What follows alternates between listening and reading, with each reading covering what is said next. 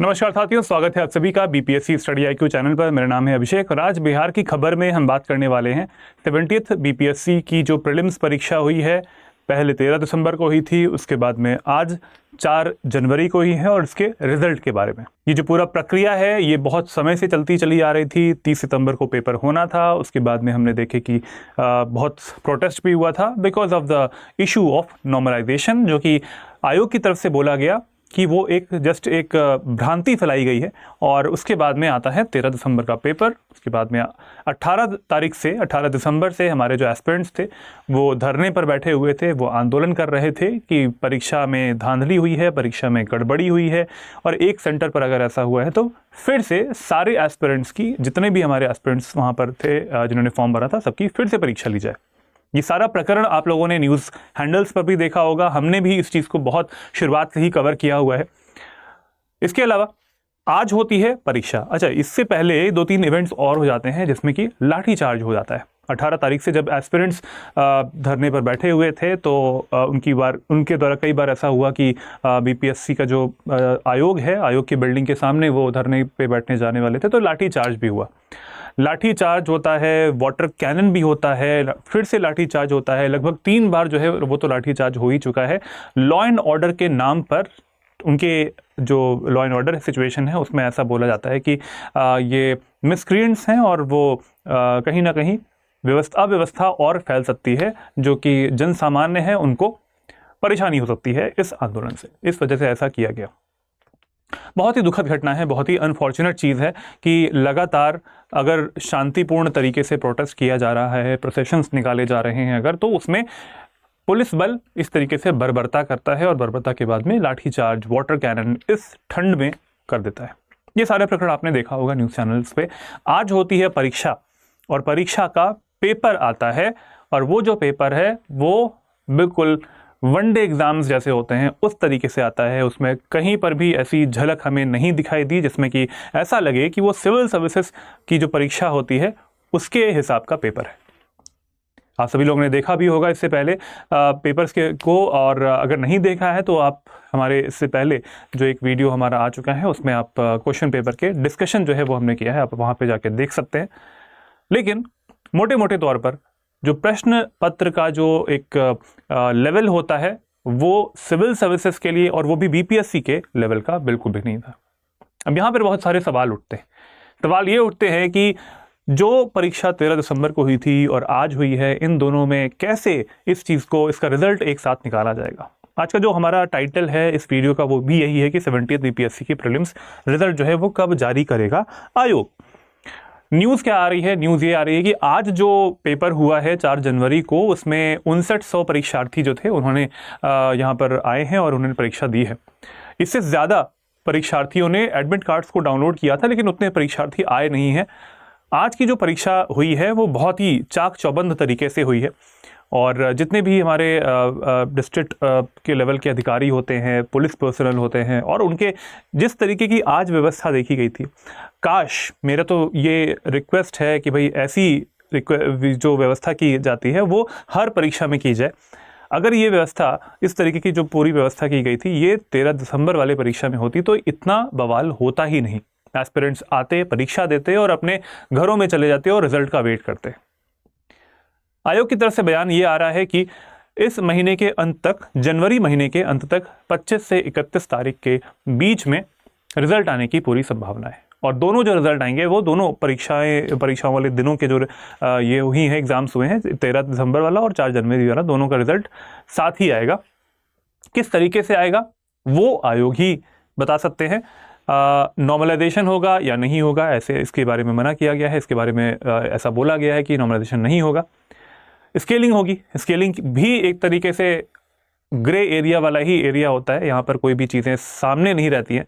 Paper अलग है। GS paper का लेवल आज का बहुत ही आसान था और बिल्कुल ऐसा नहीं लगा। डिस्कशन करते के टाइम पर भी हमने देखा, हमारे जो एस्पिरेंट्स थे कमेंट बॉक्स में वो कमेंट करते जा रहे थे कि बहुत ही सिंपल पेपर है। 150 क्वेश्चंस में से 140 क्वेश्चंस तो वो करके आए हैं और 122 के आसपास उनके मार्क्स बन रहे हैं। तो 13 दिसंबर वाले जो पेपर हुआ था उससे इसको कैसे कंपेयर किया जाएगा, इस पर संशय है, और संशय को क्योंकि न्यूज़पेपर्स में इससे पहले आ चुका था, ये खबर आ चुकी थी कि स्केलिंग का पैरामीटर जो है वो अपनाया जाएगा। स्केलिंग किस तरीके से होती है वो आयोग बहुत अच्छे से बता सकते हैं, और ये चीज़ें बताई नहीं जाती हैं। आयोग कभी इस चीज़ को रिवील नहीं करता है, क्योंकि एक संवैधानिक बॉडी है और वो अपने डिसीजंस खुद लेते हैं, और खुद लेने के बाद में वो इस परीक्षा के रिजल्ट को निकालेंगे, महीने के अंत तक निकालेंगे। अब दूसरा पक्ष ये है यहाँ पर कि जो स्टूडेंट्स धरने पर बैठे हैं, जो एस्पिरेंट्स धरने पर बैठे हुए हैं, आंदोलन कर रहे हैं, आमरण अनशन कर रहे हैं, और साथ में कुछ राजनीतिक दल भी हैं जो कि यहाँ पर इन्वॉल्व हैं, और वो भी उनके जो लीडर्स हैं, टॉप लीडर्स हैं, जैसे कि प्रशांत किशोर जी हैं और पप्पू यादव जी भी हैं, उनकी तरफ से भी बहुत प्रयास किए गए कि री एग्ज़ाम हो जाए। चक्का जाम की बात करी गई थी 3 जनवरी को, 4 जनवरी को आज पेपर हो गया है। उसके बाद में नेशनल हाईवे और स्टेट हाईवेज़ को भी जाम करने की बात करी गई थी, लेकिन वो एक तरीके से फेल होता हुआ हमें दिखाई दिया। धारा 163 लगाई गई है, उसके बाद में ये जो परीक्षा होती है बहुत अच्छे तरीके से कंडक्ट हो जाती है। मैं तो बार बार यही कह रहा हूँ कि काश इस तरीके की व्यवस्था 13 दिसंबर को हुई होती तो ये सब चीज़ें होती ही ना। रिजल्ट आने वाला है, रिजल्ट आएगा आपका इस जनवरी महीने के अंत तक। क्या चीज़ें होती हैं, री एग्ज़ाम होता है कि नहीं होता है, अब ये चीज़ें, क्योंकि एक पक्ष ऐसा भी है जो कि चाहता है कि कोर्ट में जाएं ये चीज़ें और कोर्ट डिसाइड करे। यहाँ पर आयोग के ऊपर किसी का विश्वास नहीं रह गया है। क्वेश्चंस बहुत ही सिंपल थे। कुछ क्वेश्चंस ऐसे भी थे जिसमें से पूछा गया था कि बिहार का शोक किस नदी को बोला जाता है। कुछ क्वेश्चन ऐसे भी थे जिसमें जिनके ऑप्शंस ही गलत थे। कर्क रेखा किन राज्यों से होकर जाती है, और राज्यों के जो भी नाम दिए गए थे ऑप्शंस में, वो ऑप्शंस थे ही नहीं, उन राज्यों से होकर जाती ही नहीं है। तो इतनी हड़बड़ी में, इतनी जल्दबाजी में ऐसे क्वेश्चंस जो हैं वो सेट किए गए और उसके बाद में पेपर लिया गया है। एक दो कुछ क्वेश्चंस हमारे ऐसे भी थे जो कि 13 दिसंबर वाले परीक्षा में भी थे, और इस बार वाली जो 4 जनवरी आज की जो परीक्षा हुई है उसमें भी थे। स्टूडेंट्स की तरफ से ये बयान आया है, कमेंट्स बॉक्स में भी लिखते रहते हैं, पर्सनल मैसेज भी करते रहते हैं कि ऐसा पेपर तो जो टीचर लेवल का जो पेपर होता है उसमें भी टफ़ क्वेश्चंस आते हैं, उससे भी ये कम टफ़ पेपर था। और पुलिस, जो बिहार पुलिस की भर्ती हुई थी उसमें जो परीक्षा हुई थी उससे भी हल्का पेपर माना गया है वाला। अब ये बात देखने वाली है कि कैसे आयोग डिसाइड करता है कि किस तरीके से इसका रिजल्ट निकाला जाएगा, दोनों को स्केलिंग कैसे की जाएगी, स्केलिंग के पैरामीटर्स क्या होंगे, स्केलिंग का लेवल कैसे होता है, किसको फ़ायदा मिलने वाला है, किसको नुकसान मिलेगा। ये सब चीज़ें हम आगे आने वाले वीडियोस में ज़रूर देखेंगे। बात ये आती है कि हम बिहार को किस तरीके से याद करने वाले हैं। बिहार जो कि शिक्षा का केंद्र था एक समय पे, और बहुत समय से उसकी जो एक लेजेसी है, एक जो एंशिएंट टाइम से जो लेजेसी बनी हुई है बिहार की, वो आज तार तार होती हुई दिखाई दे रही है। स्टूडेंट्स रोड पर हैं, स्टूडेंट्स प्रोटेस्ट कर रहे हैं, उनके ऊपर लाठियां भाजी जा रही हैं, उनके ऊपर FIR करी जा रही हैं, उनके ऊपर बिना बात के जो लाठियां हैं वो चलाई जाती हैं, और FIR भी होती है, और उसके बाद में उन्हें बंद भी किया जाता है, उसके बाद में उन्हें डिटेन भी कर लिया जाता है। ये परीक्षार्थी है, ये कोई आतंकवादी नहीं है, ये कोई नक्सलवादी नहीं है, ये सिर्फ अपनी बात रखना चाहते हैं और अपनी बात पहुंचाना चाहते हैं चीफ मिनिस्टर श्री नीतीश कुमार जी के पास में।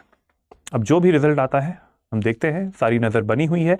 बिहार की खबर में जितनी भी इम्पॉर्टेंट चीज़ें होती हैं वो आप सभी लोगों के लिए लाई जाती थी अब तक तो, और ये भी इम्पॉर्टेंट ही है, लेकिन कोई कंटेंट आजकल मैं आप लोगों के सामने नहीं ला रहा हूँ, क्योंकि सबसे बड़ा मुद्दा जो है वो बिहार का यही बना हुआ है इस टाइम पे। इस वजह से इस चीज़ को कवर करना सबसे इम्पॉर्टेंट है। डेली इस चीज़ को लाया जाएगा आप सभी लोगों के लिए। बिहार की खबर जो है वो आपको सभी लोगों को प्रोवाइड की जाएगी। जो भी वहाँ पर ग्राउंड लेवल पे चीज़ें चल रही हैं वो सभी चीज़ें आपको यहाँ पे बताई जाएंगी।